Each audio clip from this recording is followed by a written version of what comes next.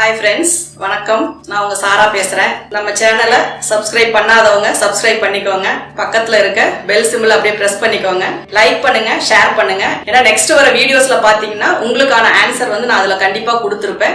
அதே மாதிரி உங்களுக்கு புதுசா ஏதாவது கத்துக்கணும் அப்படின்னு நீங்க நினைச்சாலும் உங்க கமெண்ட்ஸ்ல நீங்க சொல்லுங்க.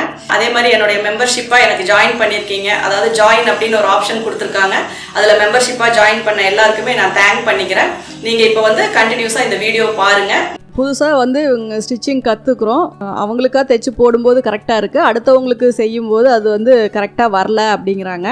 கரெக்டாக வராமல்லாம் போகாது, உங்களுக்கு வந்து அதுக்கான கொஞ்சம் ப்ராக்டிஸ் வேணும், அவ்வளோதான். ஏன்னா எப்பவுமே ஒரு மாடல் ஆஃப் ஒரு வே ஆஃப் ஸ்டிச்சிங்கில், அதாவது ஒரு மாதிரி தைச்சிட்டு இருக்கவங்க வந்து டக்குன்னு இன்னொரு மாற்றமாக செய்யும்போது அவங்களுக்கு அது கொஞ்சம் கஷ்டமாக இருக்கும். மைண்டில் வந்து அதெல்லாம் அக்செப்ட் பண்ணிவிட்டு மறுபடியும் அதை அவங்களுக்கு கரெக்ட் பண்ணணும் அப்படின்னா ரொம்ப டைம் எடுக்கும். ஏன்னா ஒரு மெத்தடில் அவங்க கற்றுட்ருப்பாங்க. எல்லாரும் ஒரே மாதிரி அளவெடுத்து கட் பண்ண மாட்டாங்க, ஒவ்வொருத்தரும் ஒவ்வொரு மாதிரி செய்வாங்க. அந்த மாதிரி செய்யும்போது அவங்களுக்கு வந்து அந்த விஷயத்தை வந்து ஒரு விஷயத்தை பண்ணிகிட்டு இருக்கும்போது இன்னொரு விஷயத்தை ஏற்றுக்கிட்டு செய்யறது அப்படிங்கிறது வந்து ரொம்ப நேரம் ஆகும், டைம் எடுக்கும். ஒரு இதை ஃபாலோ பண்ணுறவங்க இன்னொன்று ஃபாலோ பண்ணும்போது அவங்களுக்கு அது கொஞ்சம் கஷ்டமாக கன்ஃபியூஸாக இந்த மாதிரி பிரச்சனையெல்லாம் வரும். ஆனால் புதுசாக கற்றுக்கிறவங்களுக்கு அந்த ப்ராப்ளமே இல்லை. இப்போ என்னுடைய மெத்தடில் நீங்கள் கற்றுக்குறீங்க அப்படின்னா எந்த ஒரு கன்ஃபியூஷனுமே இல்லாமல் நீங்கள் நல்லா கற்றுக்கிட்டதுக்கப்புறம் வேறு மெத்தடு கூட நீங்கள் அதில் ட்ரை பண்ணி பார்க்கலாம். அதாவது டெய்லரிங் அப்படிங்கிறது பேசிக் வந்து அளவு எடுக்கணும், கட்டிங் போடணும், ஸ்டிச்சிங் பண்ணுவோம், அது வந்து போடும்போது கரெக்டாக இருக்கணும். இந்த 4 மெத்தடு தான் நமக்கு வரும். அது வந்து எந்த விதத்தில் வேணுனாலும் ஒவ்வொருத்தரும் செய்வாங்க. ஒருத்தர் செய்யறதுக்கு சம்மந்தமே இல்லாமல் கூட இருக்கும், ஆனால் போடும்போது அது கரெக்டாக வரும். அதனால் நீ செய்யறது சரியா நான் செய்யறது சரியா அப்படிங்கிற ஆர்கியூமெண்ட் எல்லாம் இல்லை. நீங்கள் வந்து அவங்கவுங்க எப்படி கற்றுக்கிட்டாங்களோ, ஏன்னா டெய்லரிங் அப்படிங்கிறது இன்றைக்கி நேற்று வந்த விஷயம் கிடையாது, காலங்காலமாக நம்மக்கிட்ட இருக்கிற ஒரு ரொம்ப பழமையான ஒரு விஷயம். இதை வந்து அவங்கவுங்க எந்தெந்த விதமாக தைச்சு பழகிறாங்களோ, ஒவ்வொருத்தங்க ப்ராப்பராக கிளாஸுக்கு போய் அதை கற்றுக்குவாங்க. ஒவ்வொருத்தங்க வீட்லேயே சும்மா உக்காந்துக்கிட்டு ஏதோ ஒன்று பண்ணணுமே அப்படிங்கிற இதில் வந்து பேப்பரை கட் பண்ண, அதை தைக்க, அந்த மாதிரி சின்ன சின்னது குட்டி கவுன் தைக்க அந்த மாதிரி பழகிறவங்களும் இருக்காங்க. அதே மாதிரி சும்மா கம்மியாக ரொம்ப டெய்லரிங் பற்றி தெரியாதவங்க கிட்ட போய் கற்றுக்கிறவங்களும் இருப்பாங்க. கிளாஸில் நம்ம ஸ்கூல் மாதிரி இடத்துல நம்ம கற்றுக்கிட்டவங்களும் இருப்பாங்க.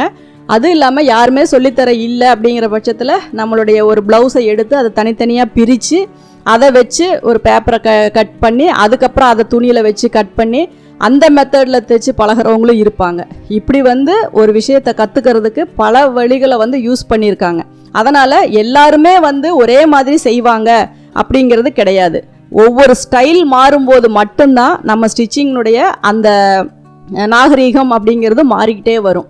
ஆதி காலத்தில் தைச்ச மாதிரி இப்போ யாரும் தைக்க போகிறது கிடையாது. ஆனால் இன்னும் கொஞ்சம் நாள் போக போக அந்த பழைய ஸ்டைலில் திரும்பவும் வரும்.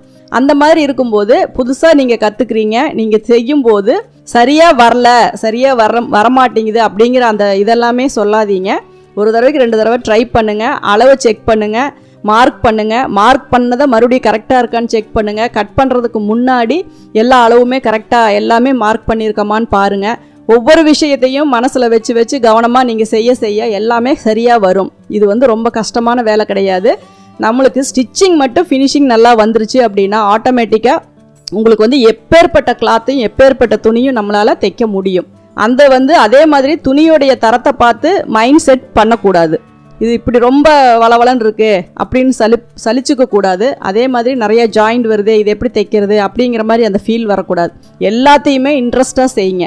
ஒரு விஷயத்தை பிரித்து தைக்கணும் அப்படின்னா கூட அதை சந்தோஷமாக பிரிங்க. அப்போ வந்து உங்களுக்கு சலிப்பு இல்லாமல் நீங்கள் ஒரு வேலை செய்யும் போது தான் அந்த வேலையுடைய ஃபினிஷிங் வந்து ரொம்ப பார்க்குறக்கு அந்த நீங்கள் பிரித்து தைச்ச துணி கூட புது துணி மாதிரி தெரியும். அந்த இன்ட்ரெஸ்ட்டை வந்து நீங்கள் கொண்டு வரணும், இன்வால்மெண்ட் வந்து கொண்டு வரணும். நீங்கள் செய்கிற வேலை தான் உங்களுக்கு ரொம்ப முக்கியம்.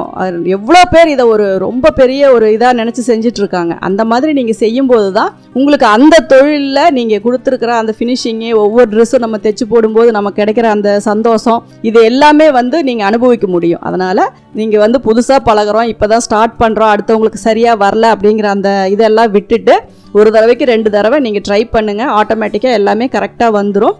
நீங்கள் அதை பண்ணி பார்த்துட்டு அப்புறமா எனக்கு கமெண்ட்ஸில் போடுங்க.